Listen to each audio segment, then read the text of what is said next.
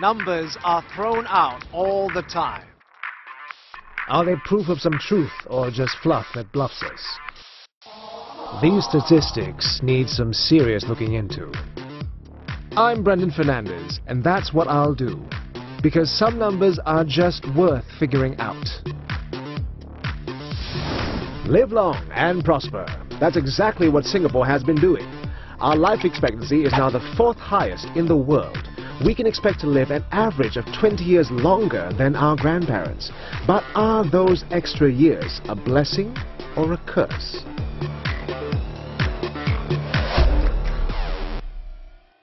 According to tradition, eating longevity noodles and longevity buns will reward you with a long life. Now, whatever you make of this custom, the fact is that Singapore has done very well in terms of longevity. We have one of the highest life expectancies in the world.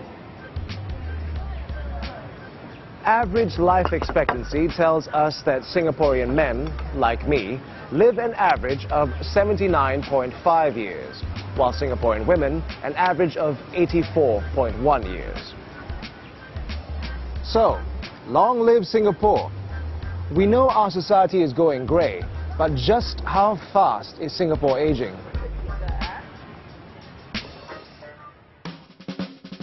We go back 100 years in time, to 1911. Back then, Singapore's total population was over 303,000. The median age was 28.5 years. What that means is that if we lined everybody up according to age, 28.5 years would be the halfway mark. Half the population would be younger than that, the other half would be older.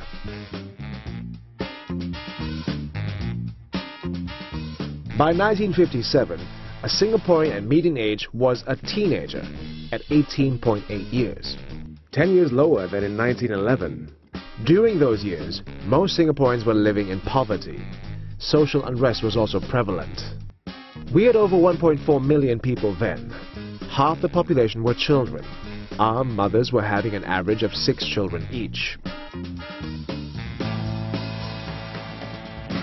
Over the years, as fertility dropped, median age increased. By 1980, median age was 24.4. The unemployment rate was falling. Singapore was on its way to becoming one of the world's most prosperous countries. By 2012, our median age Singaporean is no longer in their 20s, but is at 38.4 years. Median age in Singapore has risen partly because people are living longer. But life hasn't always been this good or this long. Let's take a look at pre-independence Singapore. 1957. Men could expect to live an average of 59 years. In those days, that was a ripe old age. But if you are 59 today, you'd only be a middle-aged person. In 1957, a woman could expect to live an average of 63 years. By 1980, both men and women could expect to live an average of 10 more years. Life expectancy for men went from 59 in 1957 to 69.8 in 1980. For women, it went from 63 to 74.7 years.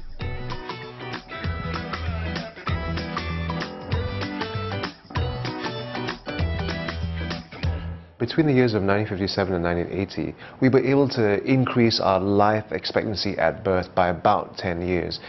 Is that significant? When you look at life expectancy at birth, the most important figure to look at is really the infant mortality rate. And that has improved tremendously. Singapore is now among the lowest in the world. That helps improve the life expectancy figure. Infant mortality measures the number of babies who die before their first birthday. In 1950, for every 1,000 babies, about 82 didn't live to see their first birthday. But by 1980, we'd brought that number down by a staggering 90% to just 8 babies for every 1,000 dying before their first birthday. Today, it's just 2 babies out of every 1,000. That's one of the lowest infant mortality rates in the world. Thank you. Thank you. The latest figures are from 2011. If you're 60 years old in Singapore today, you probably still have quite a few years ahead of you. Today, a 60-year-old man could expect to live an average of about 20 more years to a ripe old age of 79.5. A 60-year-old woman could expect to live on for an average of 24 more years. That's a lot more birthdays to be celebrated. Her average life expectancy today would be about 84.1. Dr. Yap, why do women live longer than men? Some of the explanations include women have estrogen that men don't have, and it seems that estrogen has a protective effect. It helps the immune system and help women to fight diseases. Right. Okay, that's one. The second reason that I've heard is that, well, women take care of themselves better. Right. They're more conscious of their body. They go and seek medical help earlier. Whereas, men tend to be more macho and wait till, much later before they seek medical attention. Yeah, and another reason is that women are not exposed to the stress and the unhealthy behavior that men engage in, for example, smoking, drinking, and so on. Life expectancy is a statistical average, indicating the expected number of years of life remaining at a given age. How is it calculated? If we don't know what's going to happen to us in the future, how do experts calculate how long we can expect to live? First of all, they need data. The source? Death certificates. From there, information about age, gender, race, and cause of death can be collected. With this information, we can figure out life expectancy. Now, the actual formula for calculating life expectancy is rather complicated. Here's a simplified version. Imagine following 100 people from birth till death. 50 people die in infancy before their first birthday. The remaining 50 live to 80 years of age. What is the average life expectancy? 50 multiplied by 1 because 50 people die in their first year. And then 50 multiplied by 80 since those other 50 live to the age of 80. The sum of these two numbers is then divided by 100. It's low, only 40.5 years. The infant mortality rate or death rate during the first year of life has a strong impact on life expectancy. Imagine another 100 people. This time, everyone survives their first year. We have 50 people dying at 60 years old and 50 people dying at 80 years old. Average life expectancy? 70 years. When it comes to life expectancy, how do Singaporeans measure up versus the rest of the world? Back in 1990, those right at the bottom in the race for longevity were Sierra Leone, Nigeria, and Angola. Singapore was ranked rather low at 29th place. Life expectancy was 75 years. A whole bunch of countries, Iceland, France, and Switzerland, came in third with life expectancy at 78 years. Who were living the longest? People in Japan and San Marino, a microstate near Italy, were living the longest. Expected lifespan? 79 years. But by 2011, Singapore had risen up the ranks dramatically. Sierra Leone was again dead last at 47 years. Singapore went from 29th place to 4th place with a life expectancy of 82 years. Only Japan, Switzerland, and San Marino came in ahead with life expectancies of 83 years. Singaporeans are living longer, but we all know it's not just about length of life, but quality of life too. So are our elderly enjoying their golden years free of disability and disease?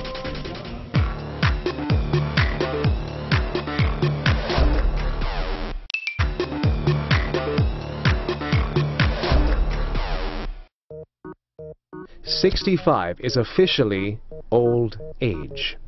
By then, you'll be able to get your monthly CPF payouts.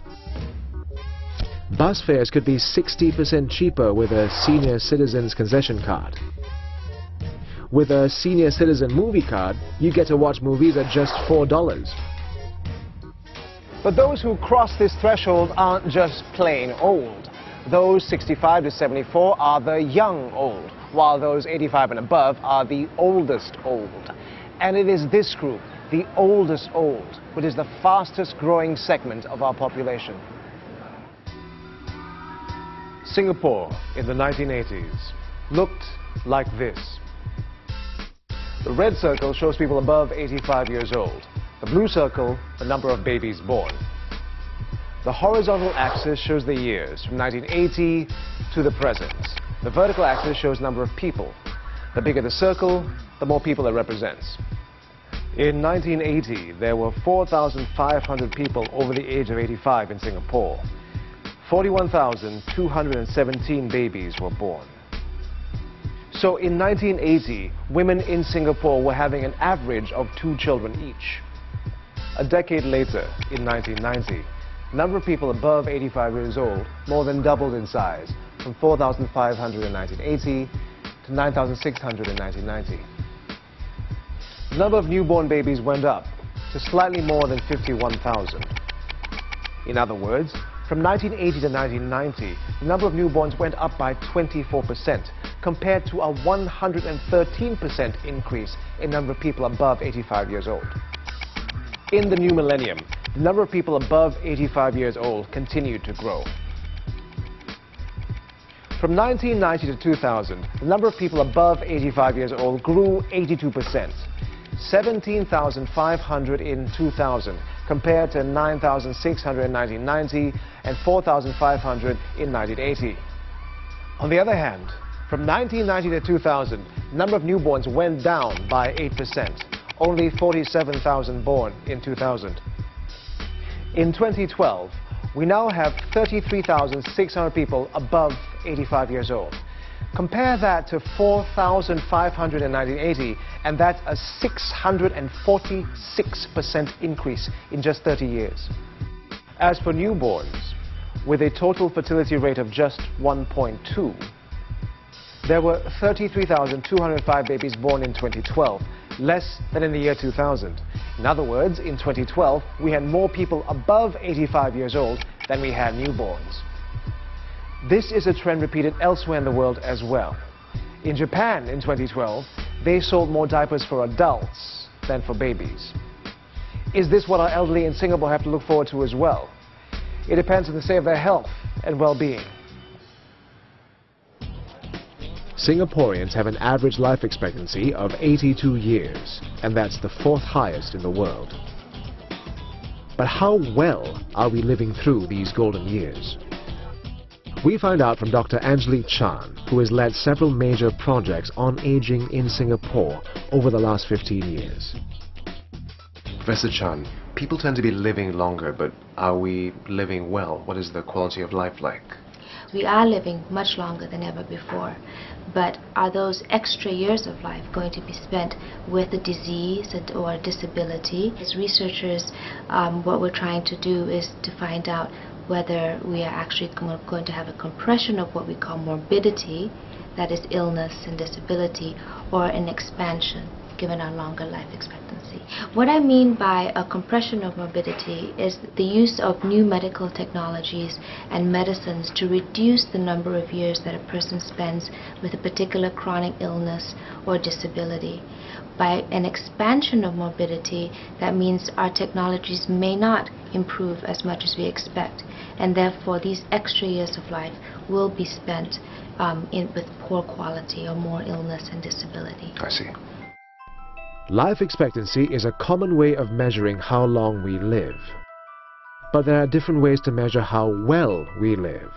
One is called Health Adjusted Life Expectancy, or HALI. That basically means the number of years of good health enjoyed in a lifetime. So if you imagine a person being born at age 0 and living all the way until age 82, which is our average life expectancy in Singapore, at some point in this individual's life, they may be sick. They may be sick for 1 year as a child, but most of the sickness comes after the age of 60. So the way in which we calculate health-adjusted life expectancy is taking life expectancy minus these years of sickness. So in Singapore, our HALE is actually 68 years, which is the second highest in the world. So when you say people are sick, you're not talking about, let's say, getting the flu or something. Is that part of it? No, I'm not. What I'm talking about is having a disability, and that is usually calculated using two different items. One is being very severely disabled. That means you can't bathe yourself, feed yourself, go to the toilet by yourself, or even get out of bed. So that goes into the equation. The second part is disability related to going outside, using public transportation, for example, going grocery shopping, more higher order cognitive things like managing your finances or managing your household. In 2010, Singaporean men lived an average of 79.2 years. Of those, 68.1 were spent healthy. That means 11.1 years were spent with disease and/or disability. That puts Singaporean men at number 2 in the worldwide ranking of HALE. On the other hand, Singaporean women lived an average of 84 years. Out of that, 70 years were spent in good health. An average of 14 years were spent with disease and/or disability. That puts Singaporean women at number 4 in the HALE ranking. For a woman at age 60, she can expect to live longer. As we all know, women live longer than men. But if you look at the percentage of those times spent active, it's only about 70%, which is 17 or 18% lower than for men. So there's a lot of improvement in terms of what we can do for health for women in our society.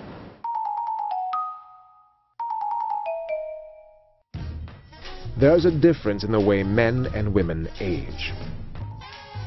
Bear in mind that women tend to live longer. So it's natural that they would spend more years with disease or disability. The National Survey on Senior Citizens done in 2005 revealed that women lived 3.9 years more with bone or joint problems compared to men. Women were also more likely to have high blood pressure. But men were more likely to suffer from heart disease or stroke, which, frankly, would kill you off before any disability sets in. So what is it like to live with the discomforts that come with creaking joints and blurred vision? Let's find out.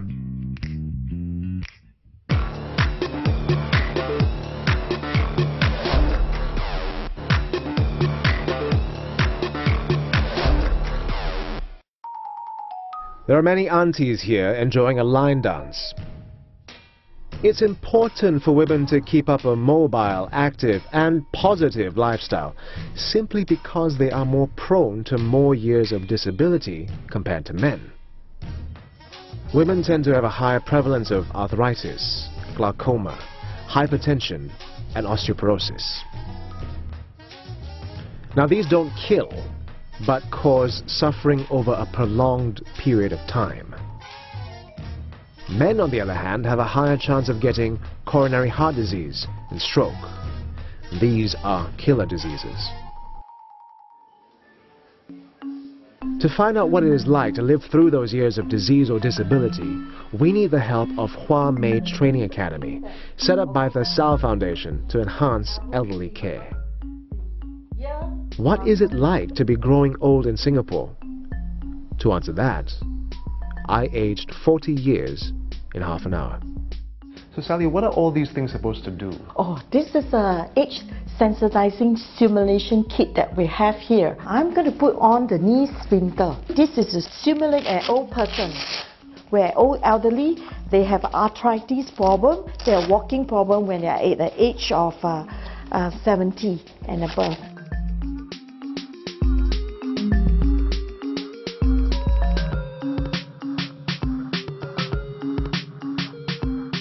Next, I'm going to put is on your right elbow to simulate the movement of your right hand. The splint has reduced my mobility to about that, whereas my left arm goes all the way back. I want to reduce your sense of touch. Okay.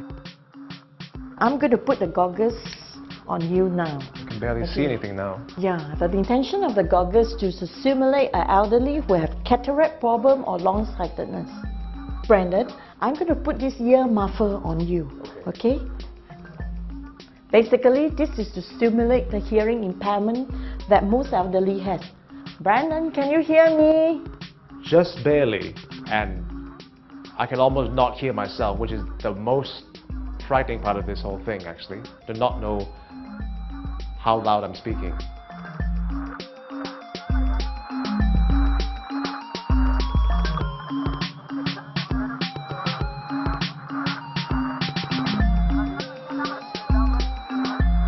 This is really quite frustrating. The labels are hard to read, the packets are hard to open. Okay, I want you to put on these pajamas by yourself. Sure. This is one of the activities that are elderly that have to do it on a daily basis. That's the first problem. I can't get my right arm to bend. I can't imagine doing this if both of my arms were impaired. I think I'd be done by now without all this equipment on me. It's a real struggle. Brandon, I will give you a hand then. Thank you, because I might rip it otherwise. The shirt's on. All that's left to do, I think, is button it. I'm having to look at each button with my impaired vision because I can barely feel them with my impaired sense of touch, and that didn't go very well, did it? This very simple task has become a very deliberate, laborious, frustrating process. I think I've done it wrong. I have to start again. Old age creeps up on us. But by understanding the trends of how long we live and how well we live those years, we can be better prepared for the creaks and bumps that come with old age.